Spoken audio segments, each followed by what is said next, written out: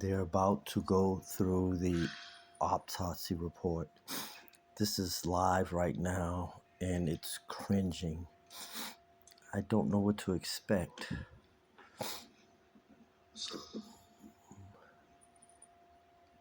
But we know there was foul play.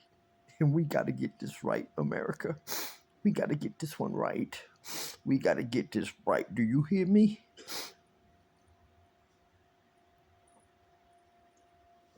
As we begin to present the preliminary findings of the autopsy, we want to especially thank Mr. Colin Kaepernick for not taking it robbery to pay for the autopsy.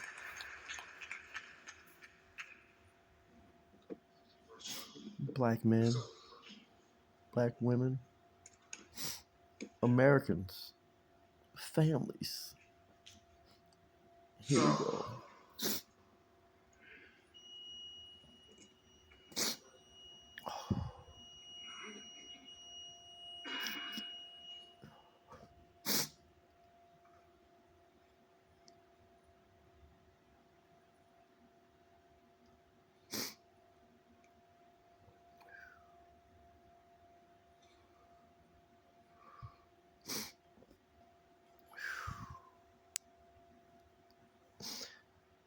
I'm not gonna lie, this is so suspenseful. I'm not gonna lie. Oh, he placed that thing beautiful. Look at that. That's what I'm talking about. I would have did that too. For the media at press@bencrump.com. And so I can't stop crying. I can't stop.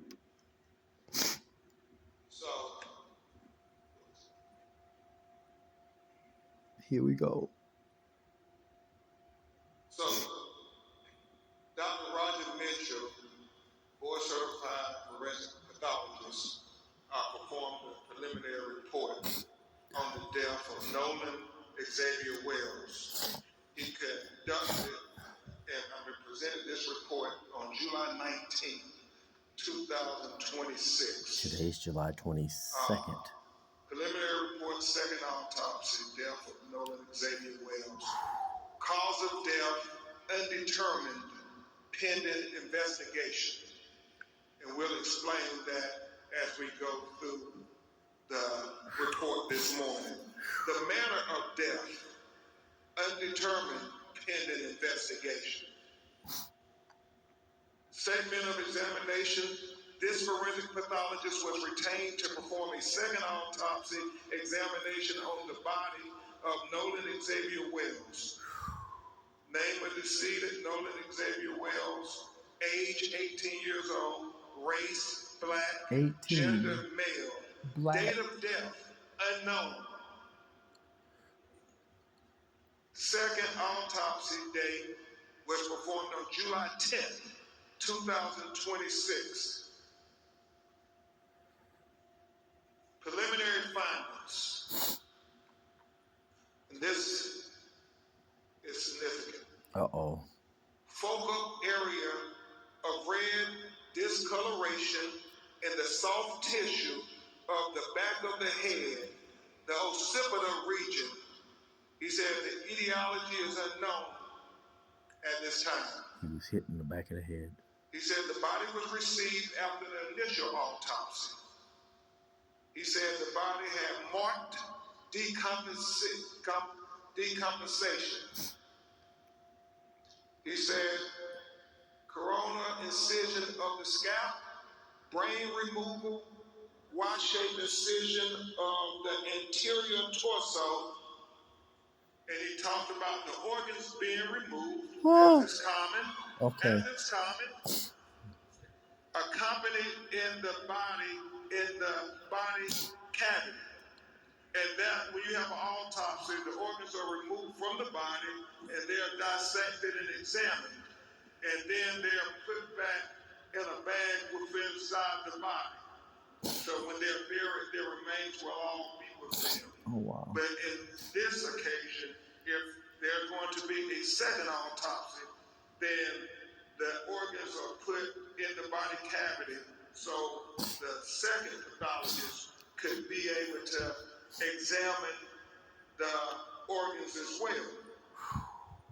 Very significant for Dr. Mitchell was that the anterior inner neck structures were absent, not received with the body. And we'll explain that in just a minute. And then it talks about the additional procedures performed during the second autopsy. And we'll go into the paragraphs on that there, because he explains it better in his narrative. So, where's the first page of the discussion? Not the diagram.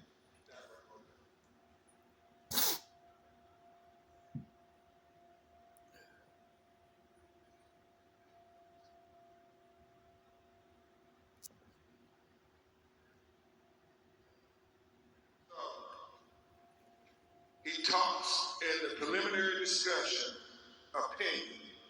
This forensic pathologist identified several limitations during the second autopsy that create barriers to establishing a definitive cause and manner of death for Nolan Xavier Wells. And that's important. He talks about the fact that we didn't get to see the body when it was first recovered, like the medical examiner working for Mississippi would have seen. He talked about the second autopsy performed on Nolan Wells revealed marked decompensation or changes. Marked decompensation can obscure the presence and absence of bruising on the skin surface, especially during a second autopsy examination. What he's saying, because the body was so decomposed that you couldn't tell if there was bruises or abrasions on the body when he received it. Did they take pictures? They should have taken pictures. July. They should get the pictures from the original.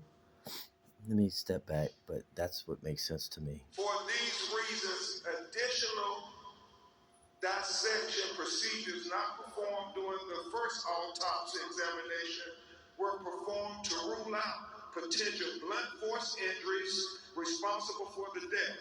These procedures included facial dissection, posterior head and neck dissection, dissection of the ribs, the pelvic, dissection of the subcutaneous and deep soft tissue, dissection of the back, the buttocks, the arms, and legs. He did all of this to rule out things. He ruled out there were no fractures or deep tissue injuries identified. This was very important because he wanted to be very thorough and very transparent, because transparency is the key to getting to the answers of why Nolan Wells is not with us. So he did that there and was very straightforward, very open, very open. He says, however, dissection of the back of the head during the layered posterior neck dissection revealed a 12 by 8 inch focal area of red discoloration in the deep soft tissues overlaying the occipital bone.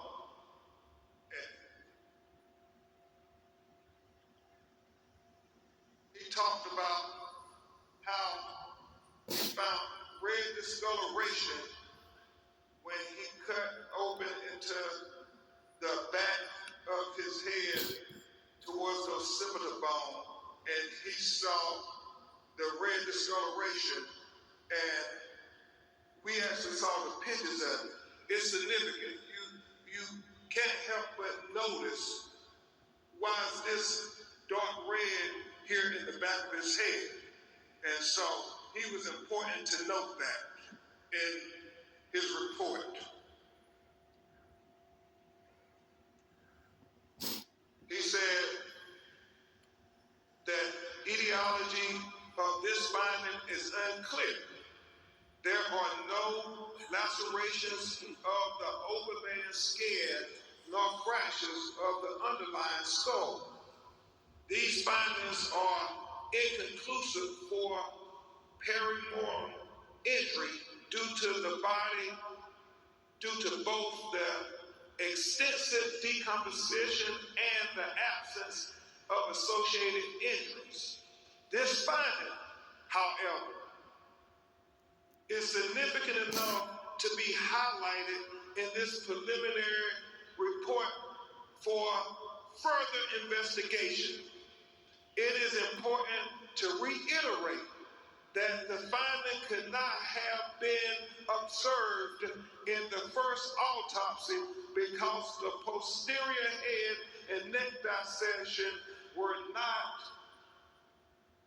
performed. He said another limitation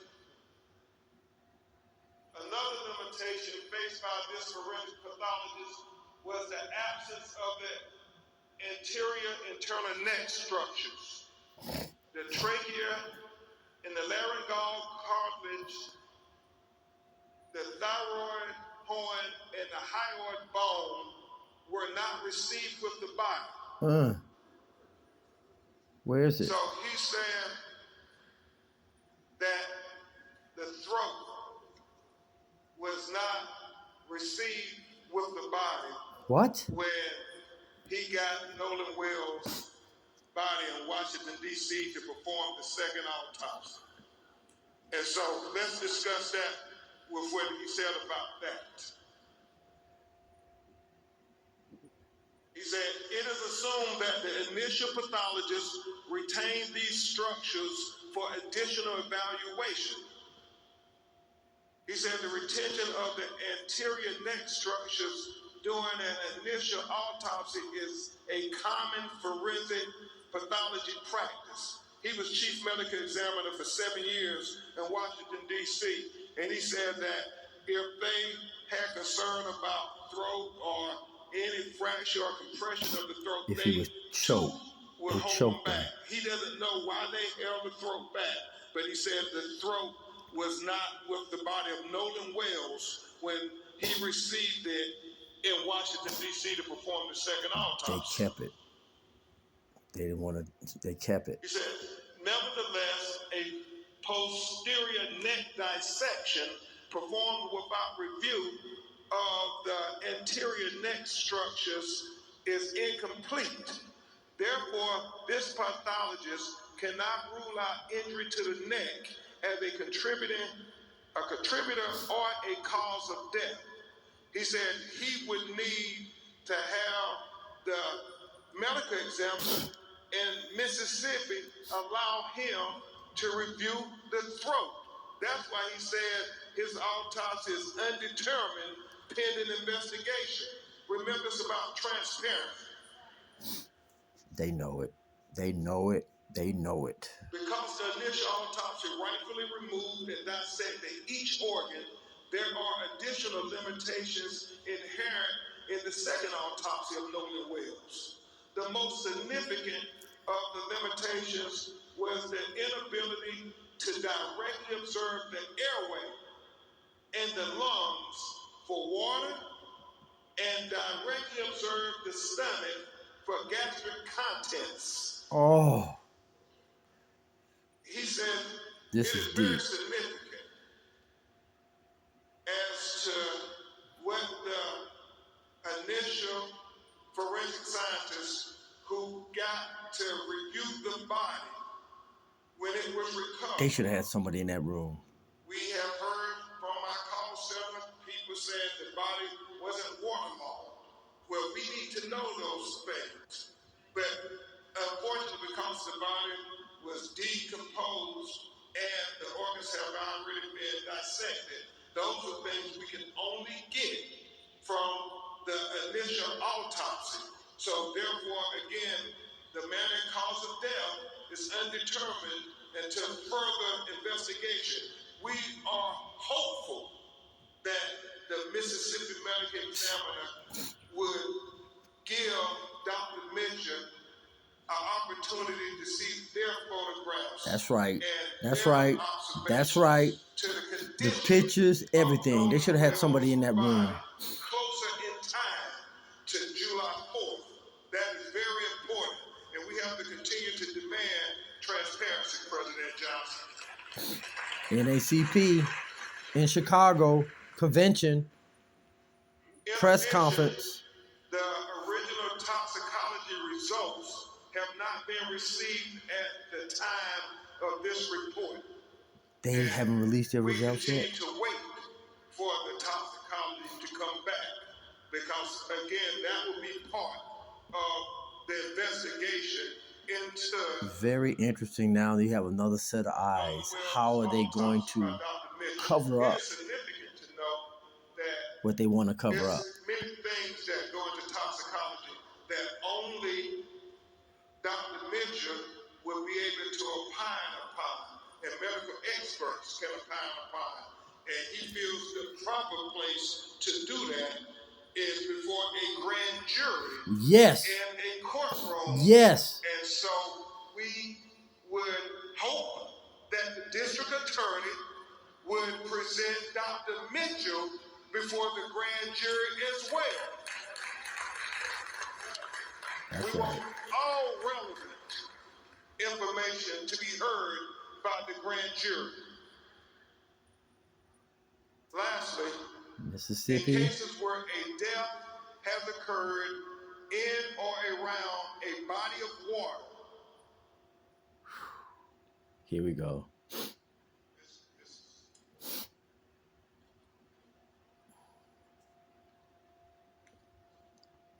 America, we got to get this right. We cannot cover this one up. In cases where a death has occurred in or around a body of water with suspicion of drowning, it is important to confirm how that person entered the water. Yes. This is the crux of the matter. Yes. This information is especially important for those deaths of persons who can swim. As in the case with Nolan Wells, at the time of this report, this forensic pathologist does not know the condition of Nolan Wells. He did not know whether he was conscious or unconscious when he entered the water. He said that would be significant. He said he did not know whether he was forced into the water or unforced into the water. He said that would be significant. So he said the condition of Nolan Wells before he entered the water would be the crux of the matter. It would be of utmost importance to being able to determine a cause and manner of death. They know they killed that boy. They know they killed that young man. They know they killed that young man. Bottom line. Are required to determine the manner of death. If Nolan was white and it was 3 or 4 blacks, they would still be at the police station, not at home sleeping with their in their parents' home. That's a fact. That's a fact. That is a fact. Cannot rule out if any intervening non-accidental factors contributed to or caused the death of Nolan Wells. Understand, he said based on the examination of the body, he cannot rule out foul play. That is significant. That's right. It was foul play. With the following questions still outstanding.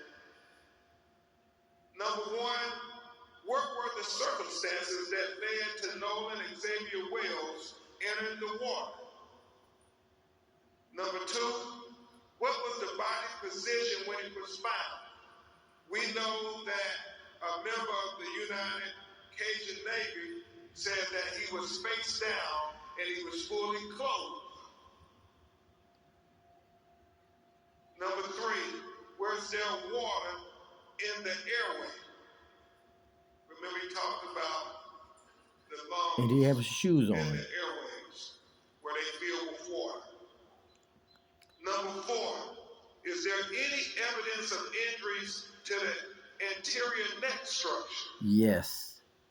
We got the autopsy without his neck. We got the body without his neck at the time of the second autopsy. Number five, is there any evidence of any intracranial hemorrhage? He said that is going to be very significant.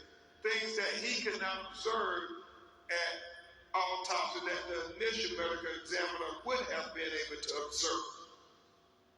Number six, was the composition of what was the composition of the stomach contents? He talks about that being important because when was he found? How long had he been in the water?